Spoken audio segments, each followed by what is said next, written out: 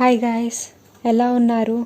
ఈరోజు ఒక easy and simple tomato bajji recipe చూద్దాం. యాక్చువల్గా రెసిపీ కాదు, ఇది ఒక డిజాస్టర్. బట్ నేను షేర్ చేసుకుంటున్నాను ఎందుకంటే ఈ మిస్టేక్ మీరు చేయకుండా ఉంటే, సింపుల్ మిస్టేక్ చేసింది నేను, అది చేయకుండా ఉంటే సూపర్ తయారవుతుంది. బట్ డిజాస్టర్ అంటే ప్రజెంటేషన్ బాగాలేదంటే taste wise it was really good. So దీనికి కావాల్సిన ఇంగ్రీడియంట్స్ స్క్రీన్ పైన ఉన్నాయండి. Very simple and easy. మనం పకోడీ కలుపుకుంటున్న బ్యాటర్ లాగా కలుపుకోవాలి. శనగపిండి, అల్లం వెల్లుల్లిపాయ, ఉప్పు, కారం, పసుపు అండ్ కొన్ని జీలకర్ర వేసాను.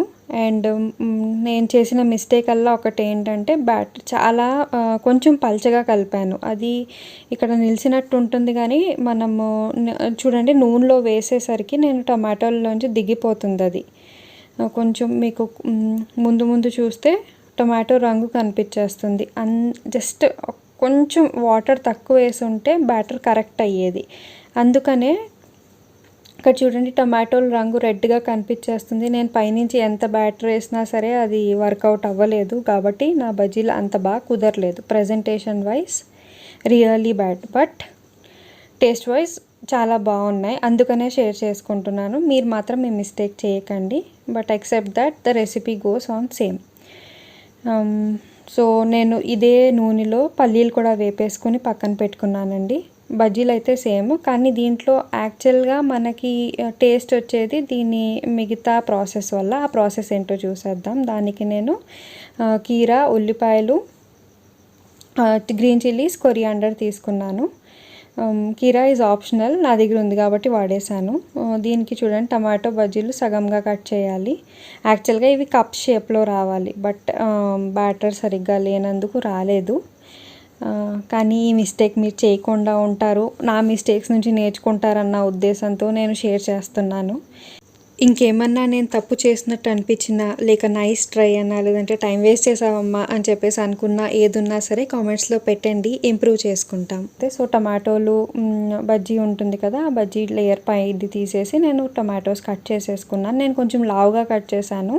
టమాటోస్ నేను తింటాను కాబట్టి మీరు కొంచెం సన్నంగా కట్ చేసుకోండి. కట్ చేసుకుంటే బాగుంటుంది కూడా. సో ఈ టొమాటోస్లో మనం మన చాప్డ్ ఆనియన్స్, ఏమంటారు గ్రీన్ చిల్లీస్, కీరా అండ్ కొరియాండర్ అంటే కొత్తిమీర వేసాము. నా పాప చిన్నది కాబట్టి ఎక్కువ నేను స్పైసీ లేకుండా తక్కువ పచ్చిమిరపకాయలు వేసుకున్నాను. మీరు కొన్ని ఎక్కువ వేసుకోండి. దీంట్లోనే మనం ఉప్పు, నార్మల్ ఉప్పు ప్లస్ బ్లాక్ సాల్ట్ కూడా యాడ్ చేసుకోండి, చాలా బాగుంటుంది.